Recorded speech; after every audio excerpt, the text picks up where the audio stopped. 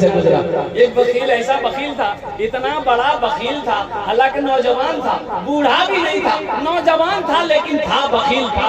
पूरे इलाके में उसकी शोहरत थी कि इससे बड़का वकील आज तक पैदा हुआ ही नहीं। 1 रुपया का सिक्का वो बाजार लेके जाता था, अब पूरे मार्केट घूम लेता था, 10 गो 5 गो चाय पी के दूसरे का पान खा के वो घर आ जाता था, सिक्का हफ्तों गुजर जाता था, खर्चा नहीं होता। शादी किया, शादी करके आया और बीवी को सामने बिठाया, बीवी से बोला कि हंसो तोरा मालूम जो हमें खाना में की खाइए। तो बीवी बोले कि हमरा की बताते की खाइए। बोले सुन लिख है हमें की खाइए। बीवी बोली कि बोलिए क्या क्या खाइएगा, जो खाइएगा वही बनाएंगे। बोले कि नहीं सुनो, गोश्त हम नहीं खाते हैं, मछली हम नहीं खाते हैं, अंडा हम नहीं खाते हैं, दूध दही हम नहीं खाते हैं, साग सब्जी हम नहीं खाते हैं, यानी साग सब्जी में कोई सब्जी नहीं खाते हैं। तो बीवी बोली कि खाई जाएगी। बोले मैं खाली दाल खाइए। तो बीवी बोली कि दाल आप खाइएगा, हम थोड़े खाएंगे। बोले नहीं खाना पड़ेगा, इस घर में वही बनेगा जो हम चाहेंगे। तो बीवी बोली कि ठीक है, आप मेरे शौहर हैं, आपकी फरमा बरदारी करना मेरी जिम्मेदारी है। ठीक है दाल ही बनाएंगे। और कुर्बान ये 3-4 महीना लगातार सुबह दाल, दोपहर दाल, रात दाल, 3 टाइम के दाल खा लो, कैदी फेल हो जाएगा। बीवी बोले ने किसी दिन बहुत मन करे जाके मामा खाने लच्छी लेके खा चुपचाप खाली दाल। अब ये अच्छी पीती घराने की लड़की थी, 7 भाई के इकलौती बहन। 3 महीना में बच्ची सूख के कांटा हो गई, हड्डी हड्डी नजर आने लगा। 3 महीने के बाद मैं के गई तो भाइयों ने जब अपनी बहन की शक्ल को देखा तो भाइयों ने कहा कि की दैया बीमार छड़ेगी, अरे हड्डी नजर आ रहा, खाना नहीं खाई रहेगी। तो बच्ची आंसू नहीं रोक पाई। बोले भैया कौन वकील भी आ गए, खाली दाल खिलाई भैया। बोले करे गोश माछ।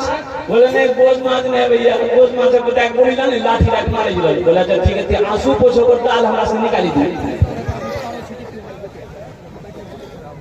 दाल निकाल देंगे।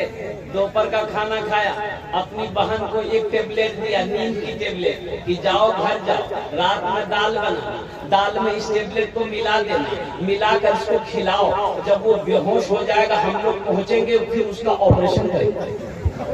4 भाई पहुंचा, रात में ये दाल बनाई, नींद की गोली मिला दी, ये जैसे खाया बेहोश हो गया। 4 भाई पहुंचा और उसको पूरे बदन में कफन पहना, पहले कफन पहना दिया, चारपाई उठा के उस रूम से दूसरा रूम ले गए।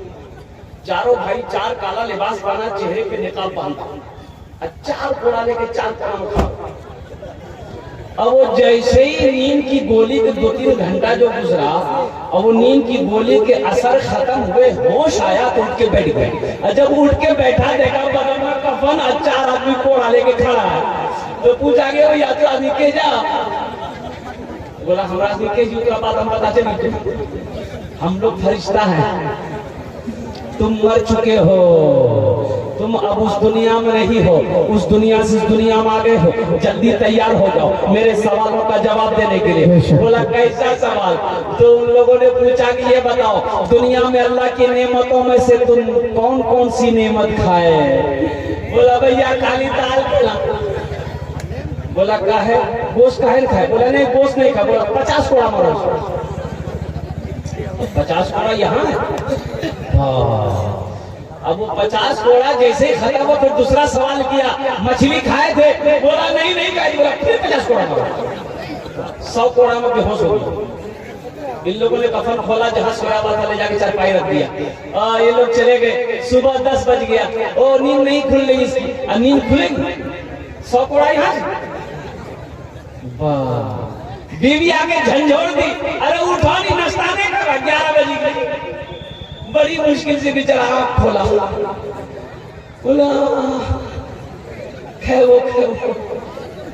बोले जल्दी उठाओ, मुंह हाथ धो, मैं दाल रोटी बनाकर नहीं। बोली दाल बन रही है, दाल का साथ बड़ा साथ अजाब शिराती भुक्ति विद्वान झोला दे हमें चौकी जैसी गोश्त भी आनवो, माछो भी आनवो, दूध भी आनवो, दही भी आनवो। सब्बे कोड़ा उसका मिजाज ठीक हो गया। तो मेरे भाई अल्लाह सखी है, सखावत को पसंद करता है, अल्लाह गनी है और कुर्बान जाओ। अल्लाह के रास्ते में अल्लाह ने माल दिया है, अल्लाह के रास्ते में लौटाओ। ये मस्जिद मक्की अल्हम्दुलिल्लाह ये मस्जिद का जलसा है। मस्जिद किसका घर है भाई? मस्जिद किसका घर है? अल्लाह का घर है। कौन अल्लाह? वो अल्लाह जिसने हमें पैदा किया, आपको पैदा किया। वो अल्लाह जिसने जमीन का फर्श बिछाया, आसमान का सामियाना लगाया। कौन अल्लाह जिसने जिंदगी दिया है? फिर कौन अल्लाह जो एक दिन मौत देगा? फिर अल्लाह अपनी कटघरे में खड़ा करके मेरा अल्लाह पूछेगा, मेरा बंदा दुनिया से आया है, मेरे लिए क्या लाया?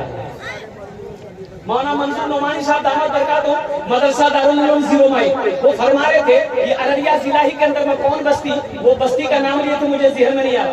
वो बहुत पुरानी मस्जिद थी, फूस की मस्जिद। किसकी मस्जिद थी बोलिए? उसकी मस्जिद। अभी आज हिंदुस्तान में बहुत सारी मस्जिदें आज हमारी ऐसी है जो वीरान पड़ी हुई, ताला लोग बहुत जगहों पर। अब ये पटना में एक मस्जिद के बारे में फेसबुक में आया था कि गैर मुस्लिमों के बस्ती में वो मस्जिद है, गैर मुस्लिमों की बस्ती में अभी वो गैर मुस्लिम है। एक मस्जिद थी, मुसलमान लोग रहते थे, वो खुदा बेहतर कब वो हिजरत करके वहां से चले गए। अब वो मस्जिद यूं पड़ी हुई है, बताया गया कि वहां पर जो चराग जला रहा वो हिंदू भाई लोग चराग जला रहे। आज उस मस्जिद में वो कुछ लोग उलमा किराम घूमने के लिए गए थे, तो उन्होंने वहां की इजाजत ली, भाई हम लोग आजान दे सकते हैं। बोला हाँ आप लोग शौक से आजान दे सकते हैं, कोई दिक्कत नहीं है। इस मस्जिद में झाड़ू वगैरह लगाना चाहिए, हम लोग की जिम्मेदारी है, हम लोग झाड़ू वगैरह लगाते हैं, चराग वगैरह जलाते हैं।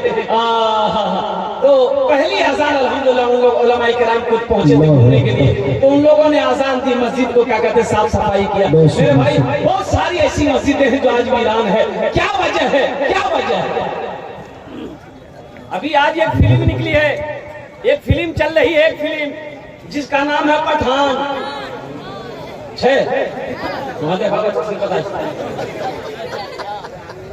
इसको चौथा कलमा पढ़ना, चौथा कलमा पढ़ने बोलिए तो नानी मर जाएगी। चौथा कलमा याद नहीं है, दुआए कुनूत याद नहीं है, दुआए मासूरा याद नहीं है, जनाजे की दुआ याद नहीं है। अब कौन फिल्म रिलीज हुई उसको पता है। इस फिल्म की मुखालिफत हुई, cinema hall full, cinema hall full हो गया।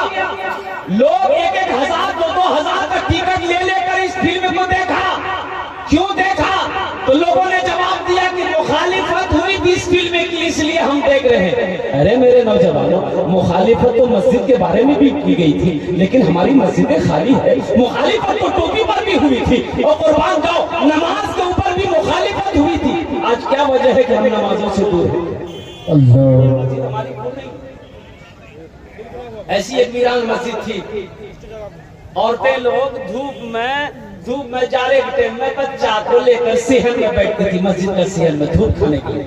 वीरान मस्जिद थी, कोई अजान देने वाला नहीं। अब वो चंद घर मुसलमानों के थे, वो भी इतने गाफिल थे कि ना नमाज को जानता था ना रोजा को जानता था। औरतों ने उसको बैठक बना लिया मस्जिद में। अल्लाह का करम कहिए, कुर्बान जाओ। एक बात याद रखना, अल्लाह का अजाब बड़ा सख्त अजाब है, अजाबुन शदीद, अजाबुन अजीम। अल्लाह का अजाब जो होता है बहुत बड़ा अजाब होता है। अल्लाह आजमाता है अपने बंदों को, इसलिए मेरे भाई अल्लाह पहले रस्सी को ढील छोड़ा है, तो जो करना है तू कर ले। लेकिन एक बात याद रख मेरा बंदा, ये रस्सी का डोर जो है ना, ये मेरे हाथों में, जब हम खींचेंगे ना तुम्हें मेरे पास ही आना। बच्चा पतंग उड़ाता है ना आसमान में, तो पतंग बहुत दूर तक चला जाता है, लेकिन पतंग को मालूम होना चाहिए कि मेरा जो डोर है वो